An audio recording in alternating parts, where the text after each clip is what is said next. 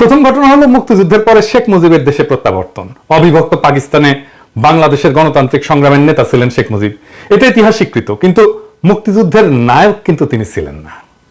যুদ্ধের 9 মাস দেশে যে বৈপ্লবিক পরিবর্তন হয়ে গেছে সে সম্পর্কে তার বিন্দু মাত্র কোনো ধারণা ছিল না। তিনি যে অবস্থায় দেশ ছেড়ে গেছিলেন, ফিরে আসার পরে বাংলাদেশ আর সেই দেশ ছিল না, কারণ তার মাঝখানে একটা মহান মুক্তিযুদ্ধ ঘটে গেছে।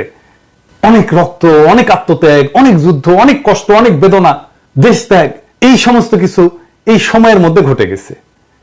তিনি সে বিপ্লবকে ধারণ করতে পারেননি, শুনতেও চাননি কি হয়েছিল, কারা করছিল, কেন করছিল, কিভাবে হয়েছিল শুনতে চাননি। কারণ তিনি বিপ্লবকে ধারণ করতে চাননি, কারণ তাতে তার ভূমিকা ছিল না। ফলে তিনি চড়ে বসছিলেন উল্টো রথে, এবং এই উল্টো রথে চড়ে বসাটাই এদেশের মানুষের জন্য এবং কি তার জন্য করুণ ফলাফল বয়ে আনছিল। আমরা সবাই জানি, এটা একটা কঠিন সত্য, আপনি স্যার কিছু মনে করেন না।